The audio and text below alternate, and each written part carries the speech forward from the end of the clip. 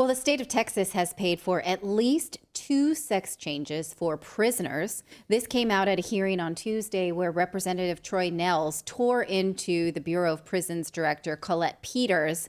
He's a little bombastic, but watch this exchange anyway because we can definitely learn from it.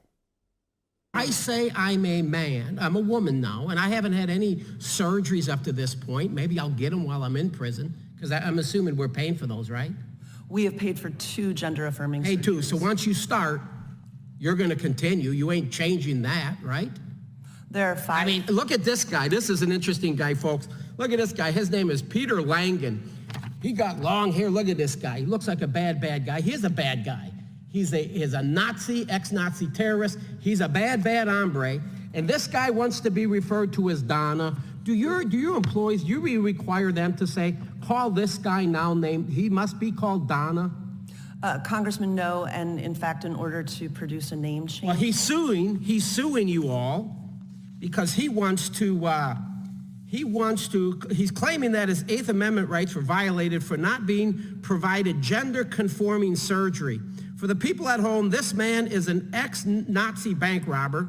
In June, his lawsuit was settled, and I'd like to know whether this means that inmates now have the 8th Amendment right to sex changes. Are we paying for guys like this who are just sick? We send them to prison, we're restricting their freedom, and now this guy says he wants to be Donna. I suppose I understand why he'd want to be Donna, because you want to release this guy into the pen of heifers. You're releasing the stud into the pen of heifers is what you're doing. Isn't that what a guy would want to do? If I'm going to prison for 10 years and you're restricting my freedom, I guess I would want to go to the prison where the ladies are. Wouldn't you suggest that? Wouldn't that be a good idea? And if you're allowing that to take place through this process by talking to these shrinks and these guys, I'm going to convince you I'm a woman and I'm going to enjoy 5 years in prison. Matter of fact, half of them would probably say, don't even release me on patrol. I'm having too much fun here. I'm having too much fun.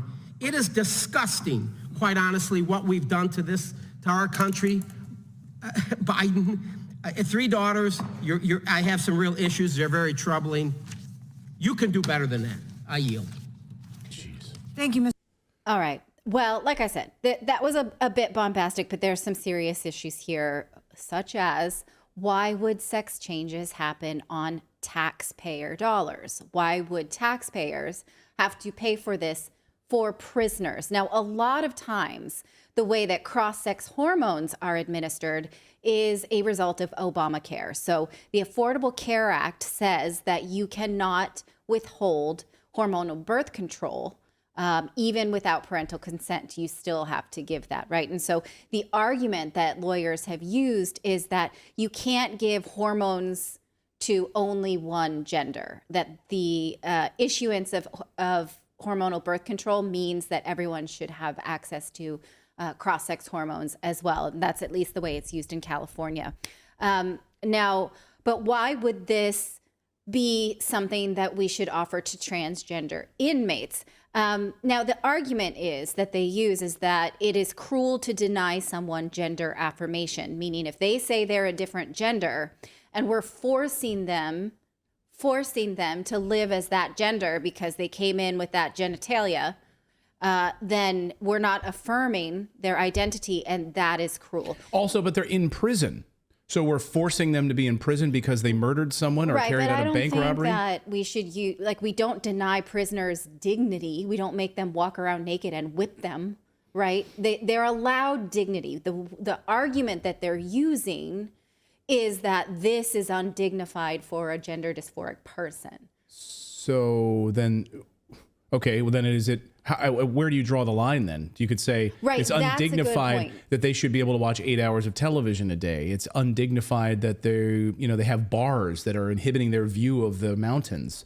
Right? That's undignified. You could also say that someone who is who is otherwise body dysphoric because they're obese, maybe someone who's obese and feels dysphoric about their body because of the obesity should say, well, then I should have bariatric surgery because it's cruel. Right. That same argument applies. Someone who maybe identifies as someone with bigger boobs but doesn't in fact have bigger boobs should say, I should get those boobs because I'm very dysphoric with this flat chest. Someone who is anorexic, right, could go ahead, Philip. Were you going to say something? No, I was going to tag on like what you're saying. It's like this is universal health care in the U.S. It's just go to prison and you've got it. Right. Whatever you need, you got it. Like I can only survive on prime rib 3 times a day. If I don't get it, I identify as a meat eater. So right. And so, I'll die. Well, actually, that's a good point. Like if you say, I need only like microgreens and it's undignified otherwise. Like, so how do we choose this? Now, this is the same case that was made by Chelsea Manning while in a U.S. prison. While serving time in a man's prison, Bradley Manning became convinced that he was trans, and his lawyers argued for cross-sex hormones. They argued that not giving these cross-sex hormones was cruel. He details this in his book.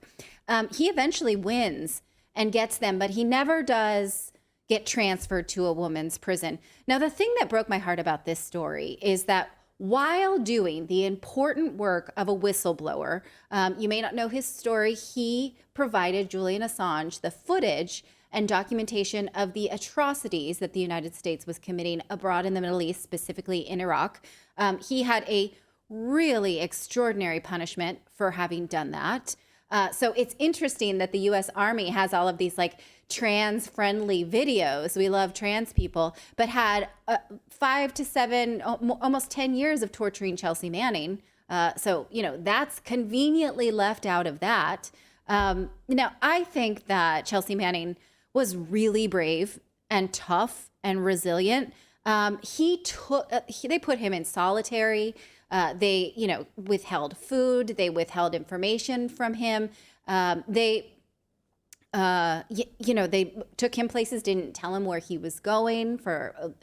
They denied due process in a lot of different ways. And he took it, forgive the expression, but he took it like a man. He was brave, and no one can deny that. But then when he won his case for cross-sex hormones, he broke down. He writes about being anxious, depressed, put on suicide watch. There's a bug in front of me. It really broke down the natural mental strength that it took for Chelsea Manning to survive up to that point. And he talks about how there's no research showing just how these hormones are going to work on you. So he just really broke down and they had to watch him. So this really tough person who'd been through a really hard imprisonment and torture and all of this stuff, then wins a case to weaken his mental resolve and resiliency, and does that to himself. And it's heartbreaking because up to that point in this book, you're kind of like, don't make this harder on yourself than it already is. It's really hard to root for that. So even if you think that, this is a nice thing to do for someone because you're respecting their gender identity, there's no research that shows that. And in fact, he was allowed on computers. So he was on online forums saying, like, once you get into these cross-sex hormones, it's going to feel awful for about a month or 2. You're going to want to kill yourself. You're going to want to, but just stick with it because it gets better. And then what, right? So it just proves that this is an experiment. So even if you think that this is a dignified way to treat prisoners, we just don't know, because there is no research that shows that gender transition resolves gender dysphoria. So if you say you're dysphoric and you transition, that gender dysphoria persists. There's no research that shows that taking the hormones or changing your body makes you better. It doesn't. And if it did, go ahead. You wouldn't have the mass number of detransitioners you have today. I mean, there are more and more all the time. They try to hide them, but there are many. Right. So you resolve nothing. So let's look at this prisoner that this congressman brought up, because most of them have a history of sexual assault, the ones that are getting sex changes. This Texas prisoner that Representative Nels referred to is not a sexual predator. This is Donna Langen. While living as Peter Langen, he was convicted to life in prison plus 35 years in 2 separate trials for robbing 2 banks using firearms and a destructive device, assaulting federal officer, and further firearms charges. And then he sued to get the sex change and won. There, again, will be no follow-up on whether Donna Langen feels better now as a woman. Most likely not, because there's such a high rate of error depending on the degree of surgery, especially if it comes to genital reassignment surgery. That's a lifetime of discomfort and usually problems. Whether the hormones have resolved dysphoria, there's no one will follow up to see, do you feel better? Do you stick with it? In fact, I saw research recently that showed that I think it's between 50 and 70% of people who go on cross-sex hormones are not filling those prescriptions 4 years later. They're just not, because it hurts to mess with yourself like that. So put aside whether or not this is for prisoners or not. We do have this shared value of not torturing prisoners. We don't make them walk naked or work naked or work, we have this basic dignity value. So if it were basic dignity to change their sex, we could discuss it. But knowing how awful it is on the human body, we need to collectively agree that this is medical experimentation and not a dignified way to treat prisoners. And again, the question is, where do we draw the line? Because gender dysphoria is only one of very many types of body dysphoria. Some people have dysphoric for limbs, like they don't feel like their arm is a part of their body and they literally want to sever from it.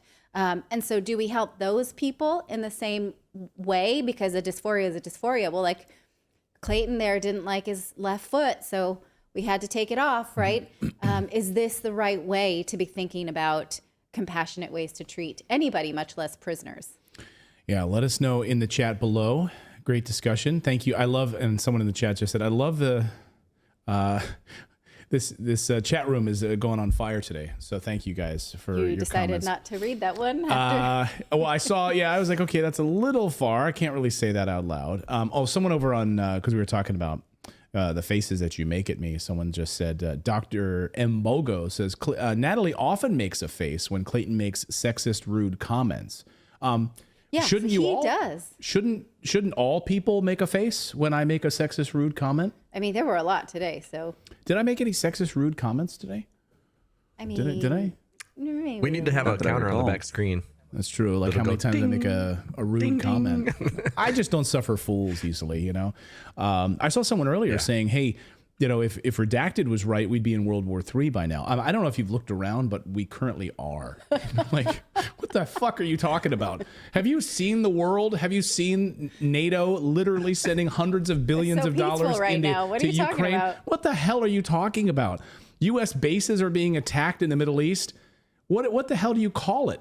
They don't want to give it a name on television, like the Weather Channel giving a named storm. I was just gonna say that it's because they haven't named it yet. Right.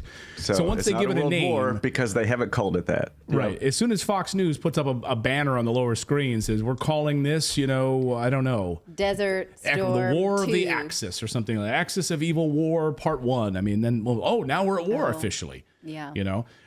Congress literally declared war against, gave the president authorization to use military force and declare war against Iran. Oh my God, $180 billion to Ukraine so we can kill people. We're not at war. Thank you so much for watching this segment here at Redacted. We are live every day at 4 p.m. Eastern Time, trying to share the stories that the mainstream media will not cover. You should also come over and join our community of Redacted Rebels over at redacted.inc. That's our private locals community where we can share exclusive content that we simply cannot share here on YouTube. Come over and join the rebellion together right now by going to redacted.inc. We'll see you next time.